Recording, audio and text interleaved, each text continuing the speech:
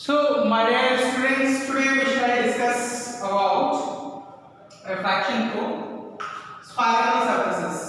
तो spherical surfaces का मतलब आप समझ लीजिए कि जो रिफ्रैक्टिंग सरफेस होगा वो किसी स्फीयर से या किसी स्फीयर का पार्ट होगा या किसी कर्व नेचर का होगा, है ना। तो spherical surfaces कैसी कैसी हो सकती हैं, टाइप्स।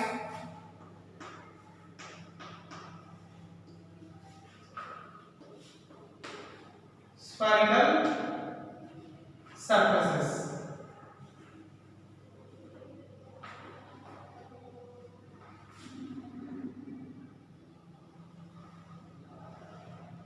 ये कैसा सरफेस है? आप कहोगे कन्वेक्स सरफेस है, मैं कहूंगा नहीं कनकेव सरफेस है। कहोगे क्यों? इधर से तो कनकेव है, इधर से तो कन्वेक्स है। कन्वेक्स सरफेस का मतलब क्या होता है? The portion which is bulging out, ठीक है। ये इधर देखो, ये पोर्शन बाहर की तरफ बल्ज आउट हो रहा है, लेकिन इधर से देखो तो ये कनकेव है। The portion which is depressed, ये डिप्रेस्ड है। तो कैसे पता लगाएंगे कि इसको हम कन्वेक्स कहेंगे कि कनकेव कहेंगे? तो नेचर ऑफ स्फेरिकल सरफेस जो है वो कैसे डिसाइड करते हैं कि सरफेस का जो सिरा रेयर मीडियम की तरफ होगा वही जो है उस सरफेस का टाइप बताएगा, उस स्फेरिकल सरफेस का। जैसे ये अगर ये मीडियम देखो, एक तो ये मीडियम है, ये किससे बना होगा? किसी मटेरियल से बना होगा, तो शीशे से, है ना। ये स्फेरिकल सरफेस है। तो स्फेरिकल सरफेस और इधर क्या है? हमारा क्लियर है ना, और ये तुम्हारा मटेरियल है जिससे भी बना हो, ग्लास वास जिससे भी। तो अगर mu A is less than mu m, तो the portion which is towards low refractive index side, the portion which is towards low refractive index side determines the nature of spherical surface। तो यहाँ कौन सा वाला portion? ये वाला portion है ना जो इधर है, एयर की तरफ है, इसका रिफ्रैक्टिव इंडेक्स कम है, इसलिए ये कौन सा सरफेस जाना जाएगा? ये कौन सा सरफेस होगा? कन्वेक्स स्फेरिकल सरफेस, ठीक है। अच्छा, अब देखो सेम चीज मैं यहां भी बना रहा हूं। ये क्वेश्चन सीबीएसई बोर्ड में आ चुका है कई बार, इसलिए एक नंबर में। अब देखो आपके पास देखो, अच्छा अभी देखो ये ऐसा है केस। अब देखो झट से कोई साहब होंगे हमारे, कहेंगे अरे कन्वेक्स है, क्योंकि ये क्या है? बल्जिंग आउट है, उभरा हुआ है, इसलिए कन्वेक्स है। बिना ये सोचे समझे कि यहाँ ये दिया हुआ है μ1 और यहाँ ये दिया हुआ है μ2, बिना ये सोचे समझे, और कंडीशन ये दिया हुआ है कि μ1 इज लेस देन μ2, ठीक है। सॉरी, μ1 इज लेस देन μ2, यानी μ2 ज्यादा है, μ2 ज्यादा है। तो अब आप ये बताइए, ये ज्यादा है और ये कम है, तो हमने क्या बताया था कि स्फेरिकल सरफेस का अगर नेचर हमें पता करना है तो हमें किस बात का ध्यान देना होगा कि उसका रिफ्रैक्टिंग सरफेस, जो refracting surface lower refractive index के साइड होगा वही उस स्फेरिकल सरफेस का टाइप होगा। तो लोअर रिफ्रैक्टिंग सरफेस क्या है? ये, और इधर क्या है? इधर क्या है? केव है, गड्ढा है, ये केव बना हुआ है। देखो केव कहां बना हुआ है? यहां बना हुआ है ना, तो ये केव है ना, ठीक। कन्वेक्स, वेक्स का मतलब बाहर की तरफ, तो ये बाहर निकला हुआ है लोअर की तरफ, और इधर ये लोअर की तरफ क्या है? केव है। इसको देख के तुरंत मत कह दीजिएगा कि ये भी कन्वेक्स है, क्योंकि जो लो रिफ्रैक्टिव इंडेक्स है, लो रिफ्रैक्टिव इंडेक्स कौन है? μ1, उधर ये क्या है? केव है। तो ये कौन सा स्फेरिकल सरफेस होगा? Concave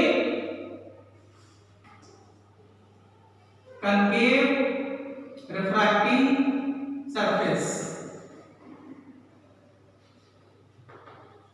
refracting concave spherical refracting surface, ऐसे लिखना चाहिए था, चलिए कोई बात नहीं है, ठीक है। चलो एक और एग्जांपल ले लेते हैं। अब यार ये बता दीजिए आप, ये केस 1 हो गया, केस 2 हो गया, केस 3। अब एक रिफ्रैक्टिंग सरफेस ऐसा है जी साहब, ये आपका एक एरिया है,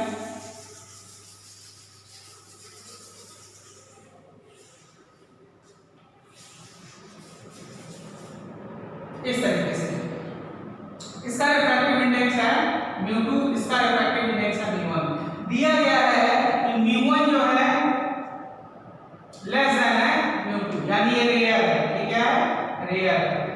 और रेयर की साइड स्फेरिकल सरफेस का सिरा देख के हम डिसाइड करते हैं कि कौन सा रिफ्रैक्टिंग सरफेस है। तो रेयर की तरफ ये क्या है, केव बना है गड्ढा, तो कनकेव स्फेरिकल सरफेस होगा, क्योंकि रेयर की साइड ये क्या है, कनकेव। तो ये क्या है, कॉनकेव स्फेरिकल सरफेस, ठीक है। इसी तरीके से एक चौथा केस भी देख लेते हैं। ये चौथा केस हम इस साइड देख लेते हैं जरा, ये चीजें तो आप देख ही चुके होंगे। चौथा केस, अब आप देखें, बिल्कुल सिर्फ वही मामला मैं आपको दिखा रहा हूं।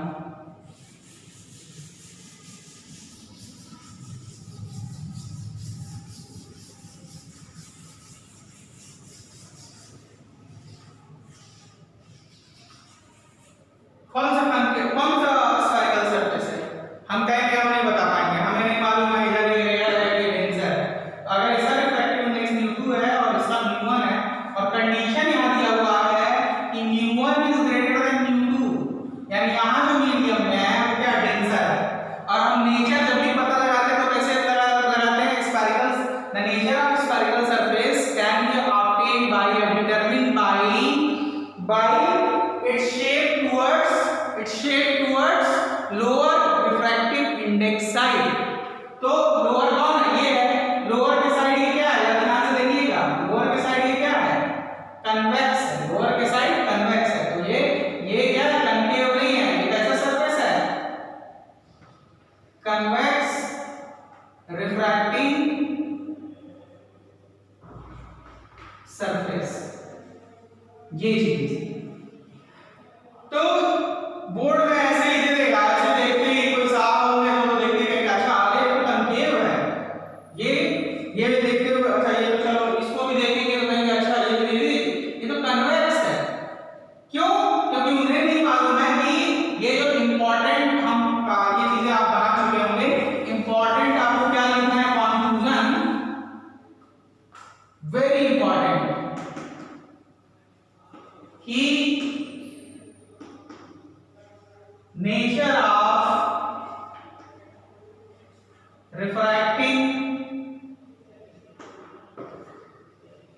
surface is determined by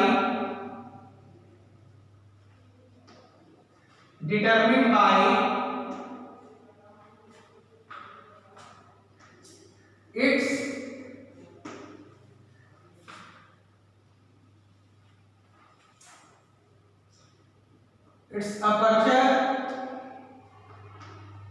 aperture मतलब ये जो स्फेरिकल सरफेस का हिस्सा लाइट के सामने एक्सपोज हो, इतना हिस्सा एक्सपोज है तो ये इसका अपर्चर होगा, इतना हिस्सा लाइट के सामने एक्सपोज है तो ये इसका अपर्चर होगा।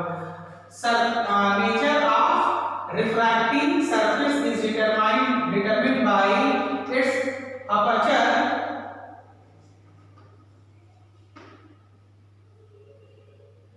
its nature of aperture towards rare medium या towards lower refractive index side, या ब्रैकेट में ऐसे लिख सकते हैं towards लोअर रिफ्रैक्टिंग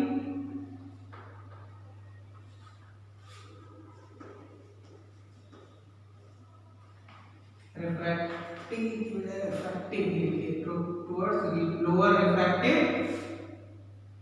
इंडेक्स, जिसको आप इससे रिप्रेजेंट करते हैं म्यू से सन।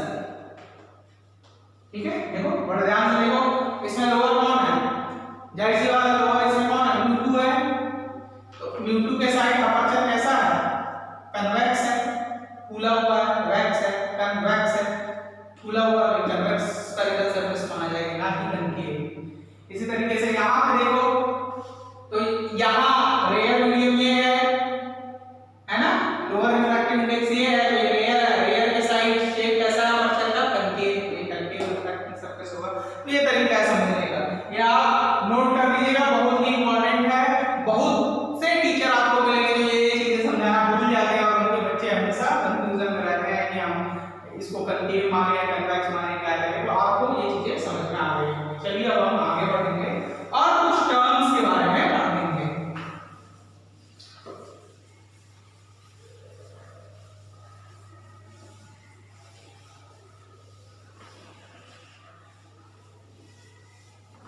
अब जैसे कोई भी रिफ्रैक्टिंग सरफेस ले लो, आप चाहे कनकेव ले लो या कन्वेक्स ले लो। मान लो ये कन्वेक्स स्फेरिकल सरफेस हमने ले लिया, कुछ टर्म्स हैं जो हमको जानने हैं। तो ये देखो, इसका ये जो अपर्चर है ना, अपर्चर का जो मिड पॉइंट है इसको हम कहते हैं पोल। अपर्चर के मिड पॉइंट को हम क्या कहते हैं, पोल कहते हैं। और कोई भी स्फेरिकल रिफ्रैक्टिंग सरफेस एक्चुअली किसका पार्ट होता है, किसी स्फीयर का। अगर इस स्फीयर को हम पूरा करें, तो ये स्फीयर बना, तो इस स्फीयर का रेडियस ऐसा होगा कुछ। देखो ये भाई इस सर्किल को हम पूरा करेंगे, इस सर्किल को यदि हम पूरा करेंगे तो इसी साइड पूरा होगा ना। जब इस साइड पूरा होगा तो इसका रेडियस इधर ही मिलेगा ना आपको, ठीक है। तो इस जो सेंटर, इस स्फेरिकल सरफेस, ये स्फेरिकल सरफेस ये इतना जिस स्फीयर से काट के लगाया गया है उसका सेंटर क्या कहलाता है, सेंटर ऑफ कर्वेचर। और पोल और सेंटर ऑफ कर्वेचर के बीच की दूरी को हम क्या कहते हैं, रेडियस ऑफ कर्वेचर। ये चीज आपको याद रखना, ठीक है। तो इसमें कोई दिक्कत, इसी तरह के मान लो कनकेव की बात कर रहे हो तो कनकेव सरफेस आपका कैसा होता है, इस तरीके का होता है जी, ऐसा होता है। तो कनकेव सरफेस को अगर हम पूरा करें तो कनकेव का अपर्चर ये है, अपर्चर ये है, तो इसका पोल क्या होगा, इसका मिड पॉइंट। अपर्चर का मिड पॉइंट क्या होता है, अपर्चर का मिड पॉइंट। अपर्चर का मतलब क्या, ऐसे समझो ये हमारा शीशा है ना, ये शीशा इतना हमने ढक दिया तो हमारी लाइट कितना एक्सपोज होगी, कितने पोर्शन में इस शीशे से एक्सपोज होगी, इतना। तो इस समय इसका अपर्चर कितना है, इतना।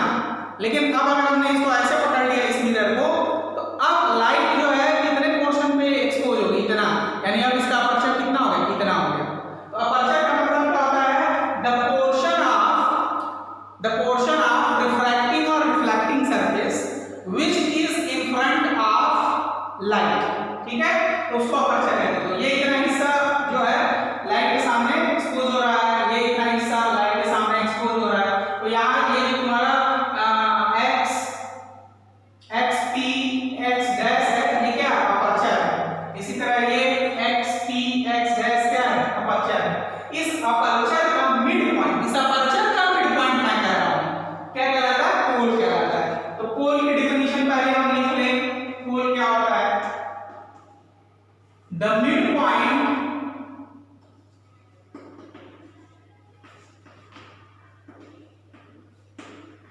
Of aperture of any spherical surface refracting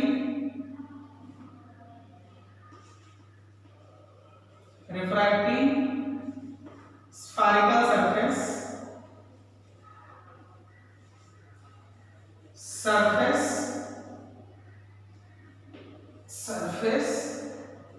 is known as पोल। देखो ये कितने हिस्से में लाइट आ रही है ना, ऐसे ऐसे ऐसे यहाँ कहीं भी आगे लग सकती है। इसका मिड पॉइंट क्या कहलाएगा, पोल कहलाएगा, है जी। यहाँ तक तो किसी को दिक्कत होनी नहीं चाहिए। अब आगे चलते हैं और देखते हैं, ठीक है। तो mid point of aperture of any refracting spherical surface is known as pole. तो ये पोल हो गया आपका। अब रेडियल, ये सेंटर ऑफ कर्वेचर की बात करें तो देखो एक्चुअली ये जो स्फेरिकल सरफेसेस होते हैं, spherical surfaces are the part of sphere, है ना। तो इसमें ये किस स्फीयर का पार्ट है, अगर इसका हम पूरा करें स्फीयर, तो इस स्फीयर से इसको काट के निकाला गया है। तो जिस स्फीयर का ये पार्ट है उसका सेंटर क्या कहलाएगा, सेंटर ऑफ कर्वेचर, ठीक है। इसी तरह इसका अगर हम देखो, इसका सेंटर ऑफ कर्वेचर किधर मिलेगा, इस साइड में, यानी इधर मिल रहा है आपको दाएं साइड में, जबकि इसका सर्किल अगर हम पूरा करें तो इस साइड होगा ना बच्चों पूरा, इसका सेंटर कहां होगा, ये बीच में। इसका रेडियस ऑफ कर्वेचर जो होगा, है ना, रेडियस ऑफ कर्वेचर का मतलब क्या है, the distance between pole and centre of curvature, that is radius of curvature. वो क्या होगा, लेफ्ट साइड में होगा, पोल के लेफ्ट साइड, देखो पोल के लेफ्ट साइड में होगा। तो ये चीज हो गई। तो मुझे नहीं लगता आपको कोई दिक्कत होगी रेडियस ऑफ कर्वेचर और सेंटर ऑफ कर्वेचर के बारे में जानने में। तो सेंटर ऑफ कर्वेचर की डेफिनेशन लिखवा देते हैं, सेंटर ऑफ कर्वेचर। तो सेंटर ऑफ कर्वेचर की बात अगर हम करें,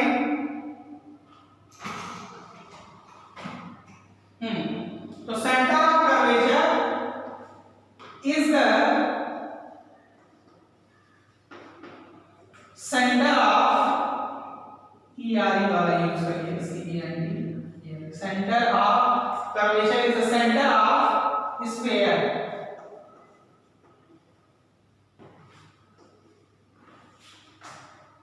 from which spherical surface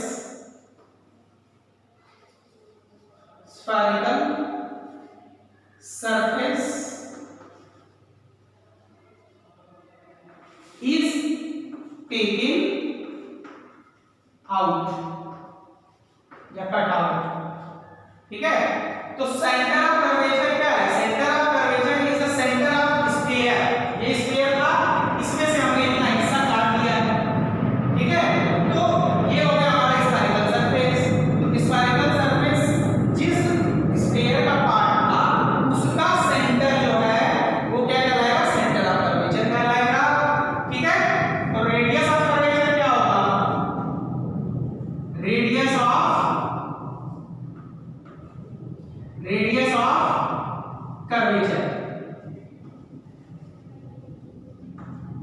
curvature, इसको हम r से रिप्रेजेंट करेंगे। तो सीधी सी बात है, रेडियस ऑफ कर्वेचर का मतलब क्या, रेडियस ऑफ द स्फीयर, है ना। या इसको ऐसे लिख सकते हैं, डिस्टेंस बिटवीन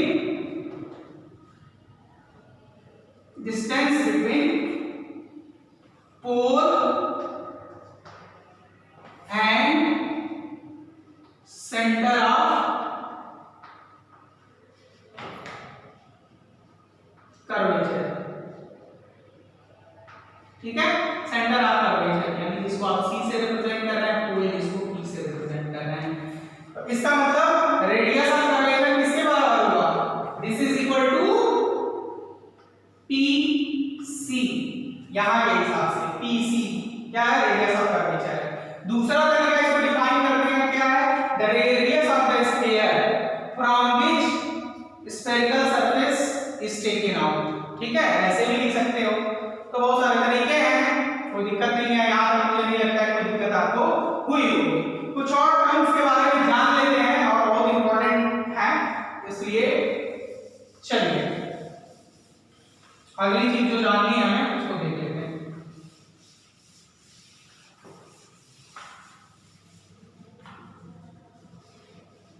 हाँ जी, ऐसा हो गया। चलिए हमारे रेडियस ऑफ कर्वेचर साफ मिल गया, ठीक है। अब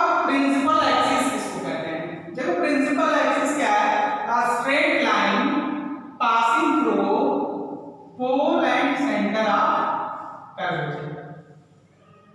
इसको हम क्या कहेंगे? Principal axis. जैसे यहां पे एक लाइन खींच दिया तो a straight line passing through pole and centre of curvature, तो ये क्या हो जाएगा? Principal axis. ये हालांकि चीजें आपने पढ़ी ही होंगी, वही चीजें हैं प्रिंसिपल एक्सिस। तो प्रिंसिपल एक्सिस क्या होगा? स्ट्रेट लाइन, और ये चीज तो मैंने आपको शुरू में ही बताया था ना, किसी भी स्फेरिकल सरफेस पे या किसी भी सरफेस पे अगर लाइट रे या कोई भी रे नॉर्मल इंसिडेंट होती है तो उसमें ना तो रिफ्रैक्शन होता है ना रिफ्लेक्शन होता है, वो स्ट्रेट चली जाती है। देखो तो ये इस लाइन, इसके रास्ते में कोई लाइट रे भी जाएगी तो वो कैसे जाएगी? स्ट्रेट, कहीं ना तो रिफ्रैक्शन होगा ना तो रिफ्लेक्शन होगा। तो ये जानने की चीज है, जानिएगा। हम आगे चलते हैं, हम बात कर रहे हैं प्रिंसिपल एक्सिस। तो स्ट्रेट लाइन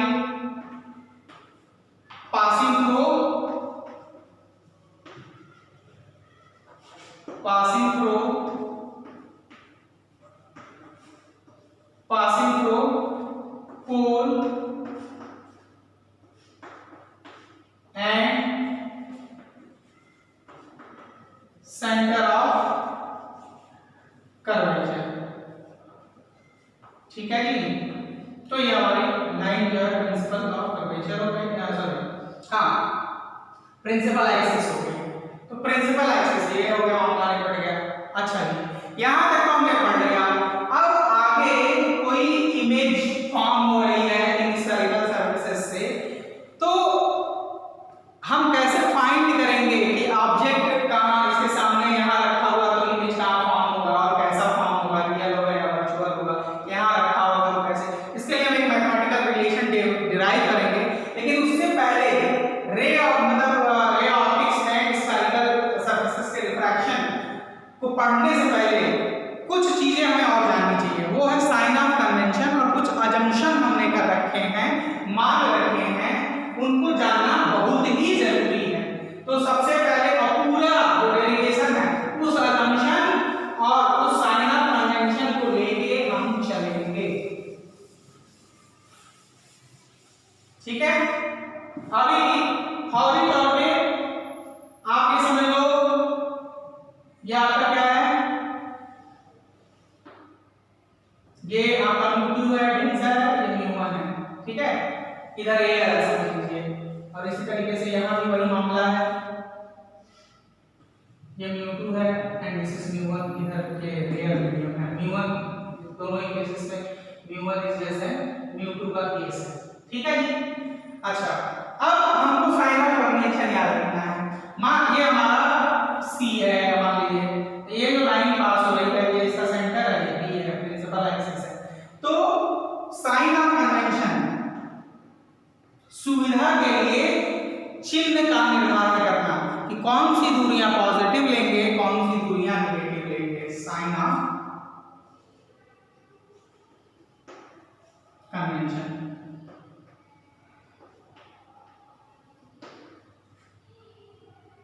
तो पहला, all the distances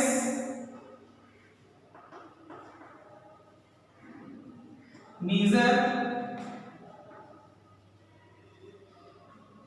in the direction of light,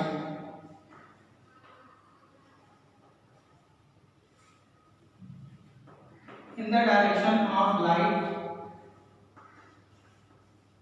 taken positive है जी। कैसे? देखिए, मान लीजिए यहां हमारा एक ऑब्जेक्ट है जी, एक पॉइंट ऑब्जेक्ट है। तो ये पॉइंट देखो सारी दुनिया, एंड उससे पहले हमें एक चीज और, एक्चुअली साइन ऑफ कन्वेंशन से पहले एक चीज और हमको ये दूसरा पॉइंट चल लिख लो। All the distances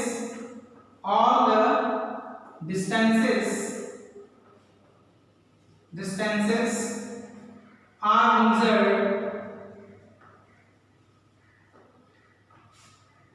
measured from pole,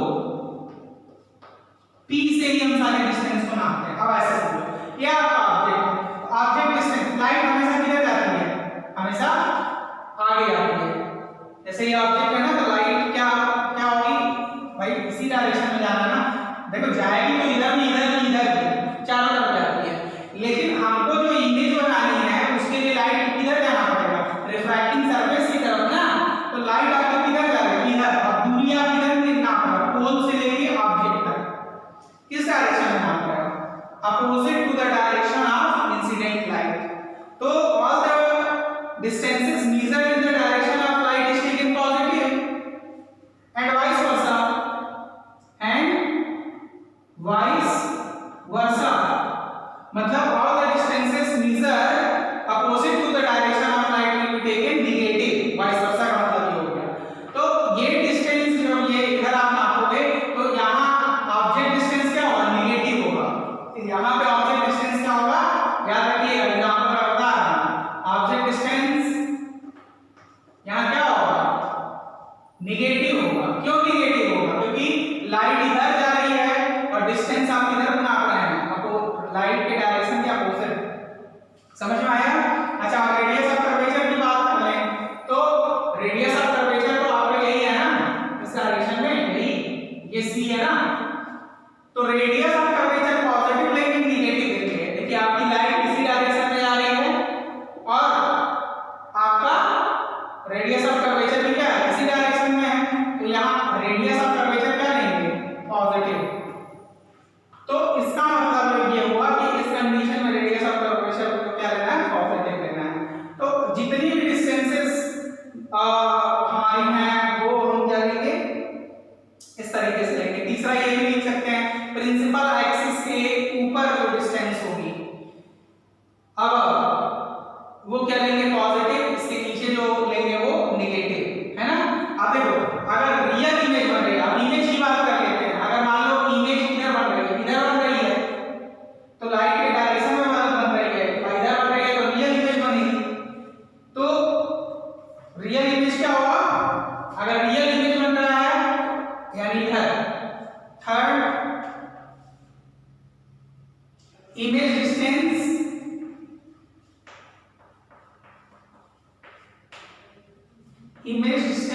is positive। कब, when image is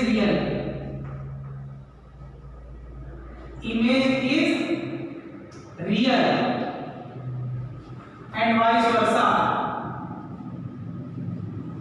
and is negative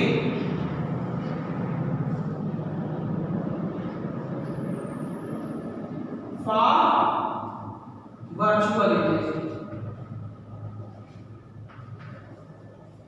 virtual image किधर बनेगा, आप जानते हो वर्चुअल इमेज इधर ऑब्जेक्ट है वही बनेगा, उसकी भी डिस्टेंस इस डायरेक्शन में नापनी पड़ेगी। मान लो यहाँ बन रहा है, यहाँ तुम्हारा जो इमेज बना उसका नाम है ओ डैश, तो ओ डैश की दूरी पोल से नापोगे तो इस डायरेक्शन में ना लाइट जा रही है उधर। तो जब वर्चुअल इमेज बनेगा ओ डैश तो हमको इमेज डिस्टेंस क्या मिलेगा, नेगेटिव। इसी तरह अगर मान लो इमेज हमको किधर मिल रहा होता, इधर नहीं मिल रहा होता ओ डैश, तो ये तुम्हारा तब उस कंडीशन में इमेज डिस्टेंस होता है ना। तो इमेज डिस्टेंस किधर, इसी डायरेक्शन में, लाइट किधर जा रही है तो पॉजिटिव, यानी रियल इमेज बन रही होगी इसके थ्रू तो हम पॉजिटिव लेंगे, और अगर वर्चुअल इमेज बन रही होगी तो नेगेटिव लेंगे। ठीक है, अब यहाँ इसी तरीके से देख लो, अगर ये मान लो तुम्हारा सेंटर ऑफ कर्वेचर होता है जी, ये आपका पोल होता, यहाँ आपने ऑब्जेक्ट रख रखा है, तो इस केस में देखो, इस केस में अच्छा एक चीज, सेंटर ऑफ कर्वेचर इधर थोड़ी होगा, सर्किल इधर पूरा होगा, इधर होगा। तो इसीलिए मैं बता रहा हूँ कि इस केस में रेडियस ऑफ कर्वेचर तो इधर होगा, लेकिन इस केस में रेडियस ऑफ कर्वेचर जो होगा आपका वो किधर होगा, इधर होगा। ठीक है, यहाँ मान लीजिए आपने ऑब्जेक्ट रखा है जी। तो आप देखें इस केस में कन्वेव, ये तो कन्वेक्स के केस में हो गया, कन्वेव के केस में आर जो होगा वो क्या होगा, नेगेटिव होगा। आर क्या होगा, नेगेटिव होगा रेडियस ऑफ कर्वेचर, क्योंकि लाइट आपकी किधर जाएगी, इधर। चलिए आगे चलते हैं, और एक चीज आप हमेशा याद रखिएगा, अभी से एकदम रट डालिए कि कन्वेव स्फेरिकल सरफेस से हमेशा वर्चुअल इमेज ही बनता है, रियल इमेज बन ही नहीं सकता है। यानी इमेज जब भी बनेगा इस साइड बनेगा, तो आर यहाँ आपको नेगेटिव मिलेगा। और उसके बाद ऑब्जेक्ट डिस्टेंस की बात कर लेते हैं, तो ऑब्जेक्ट डिस्टेंस तो हमेशा नेगेटिव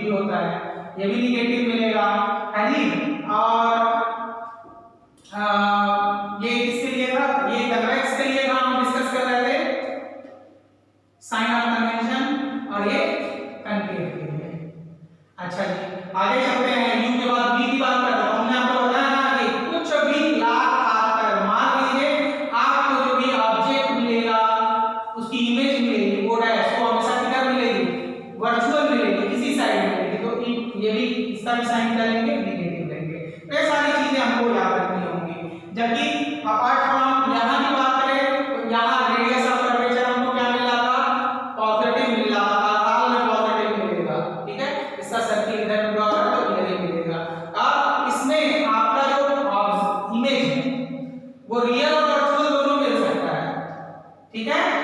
इसमें पॉजिटिव भी मिल सकता है, नेगेटिव भी मिल सकता है, रियल भी मिल सकता है और वर्चुअल भी मिल सकता है। यहाँ इमेज का जो नेचर होगा ब्रैकेट में लिख लिया, रियल भी, रियल एंड वर्चुअल बोथ। ये बहुत इंपॉर्टेंट कंक्लूजन है, बहुत शॉर्ट है।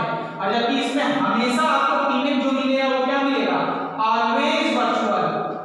कनकेव से हमेशा क्या मिलेगा, ऑलवेज वर्चुअल है जी, ऑलवेज वर्चुअल। अब u की बात कर ले तो u तो आप जानते हैं हमेशा नेगेटिव ही होता है, तो यहाँ भी u आपका क्या होगा, नेगेटिव ही होगा। तो ये चीजें जो है अलग से आप कंपेयर कर लीजिएगा साइन ऑफ कन्वेंशन के लिए, तो इसमें कोई दिक्कत नहीं होगी, ठीक है। सारा डेफिनेशन की बात हो गई।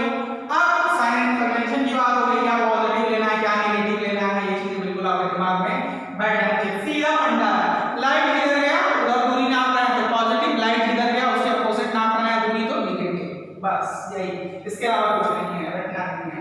चलिए आगे की बात करते हैं। अब कुछ अजम्पशंस हमने कर रखे हैं, है ना, कुछ अजम्पशंस हमने कर रखे हैं while deriving the formula या while deriving the relation between u, v and refractive index of the spherical surfaces and medium surrounding। तो उसके लिए हमने assumption, बेसिक assumption हर जगह लागू होगा, बेसिक assumption।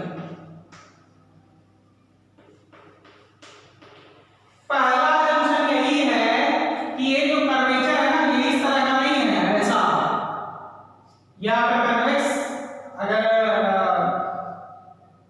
सरफेस है तो इसका कर्वेचर ऐसा नहीं है कि इसका कर्व बहुत ज्यादा है। कर्वेचर इसका हमेशा रिफ्रैक्टिंग सर्फेस जो फार्मूला हम डिराइव करेंगे उसमें पहला assumption हम यही मानेंगे कि इसका कर्वेचर क्या है, बहुत कम है। देखो कर्वेचर क्या है, बहुत कम है ना, मतलब सब जगह लगभग स्ट्रेट की तरह लग रहा है ना। तो पहला assumption यही है, the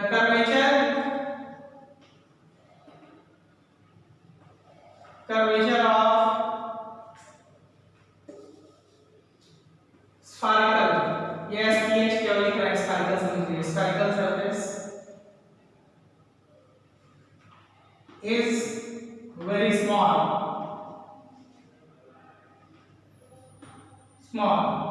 ठीक है। दूसरा इसका मतलब अगर हम एक परपेंडिकुलर है, अगर मान लीजिए पोल है ना, ये पोल है, ठीक है, ये पोल है, यहां से अगर हम एक परपेंडिकुलर, ये मान लो हमारा ये है, यहां से अगर एक परपेंडिकुलर हम ड्रॉ करें, ये देखो क्योंकि इसका कर्वेचर बहुत छोटा है, बहुत कम है, तो अगर यहां से एक नॉर्मल ड्रॉ करें तो ये है pn क्या होगा, एक्चुअली p बिल्कुल क्लोज होगा n के, तो p को हम क्या मान सकते हैं, n मान सकते हैं, ठीक है। ये दूरी बहुत कम होगी, इसका आगे हम यूज होगा तब समझाएंगे। तो अभी आप समझ लीजिए कि उस छोटे कर्वेचर का यूज कर रहे हैं कि जो नॉर्मल हम ड्रॉ करें वो बिल्कुल नजदीक पड़े p के, तो अगर कोई दूरी हम अगर मान लो ये r है, ठीक है, तो अगर nr है, nr को हम क्या कह सकते हैं, pr कह सकते हैं, क्योंकि n और p एकदम लगभग कोइंसाइड करते हैं अगर स्मॉल कर्वेचर होगा। दूसरा जो भी ऑब्जेक्ट हम लेंगे वो पॉइंट ऑब्जेक्ट लेंगे, पॉइंट ऑब्जेक्ट का मतलब इसकी साइज ना तो लेंथ हो ना तो विड्थ हो ना तो हाइट हो, ये समझ लीजिए कोई साइज ना हो, तो जो भी हम ऑब्जेक्ट रखेंगे वो क्या होगा, पॉइंट ऑब्जेक्ट होगा।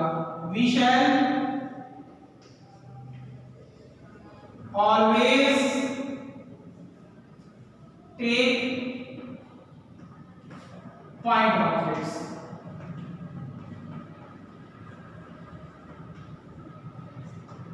ठीक है जी। अब क्योंकि ये कर्वेचर बहुत कम है, अगर मान लो जैसे मान लो यहाँ से एक लाइन गई, एक नॉर्मल इस पे ड्रॉ करें। अब ये चीज और मुझे बतानी है आपको, नॉर्मल एक ड्रॉ करें तो यहाँ से कहाँ से जाएगा, सेंटर ऑफ कर्वेचर से, ये चीज।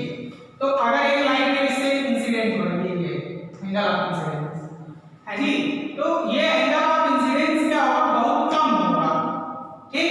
तो ये चीज आपको याद रखना है, for small angle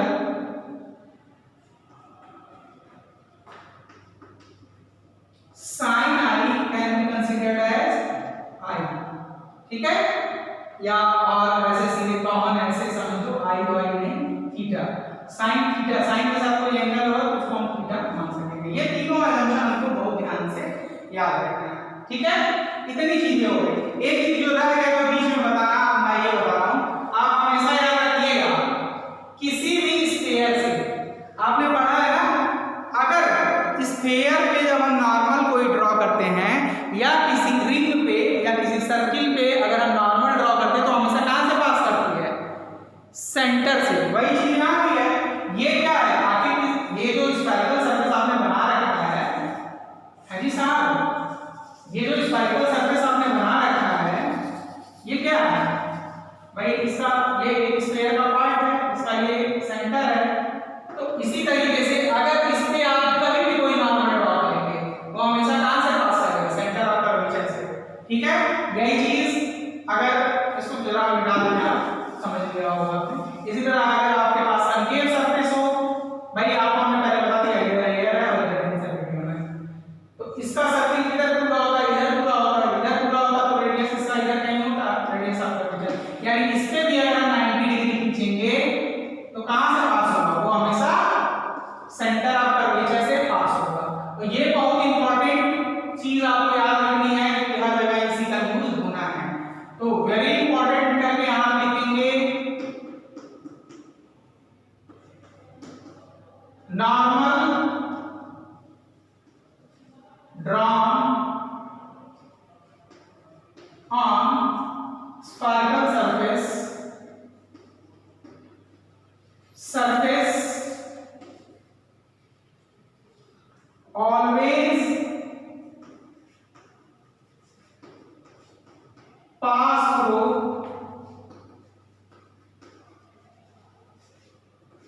center of curvature।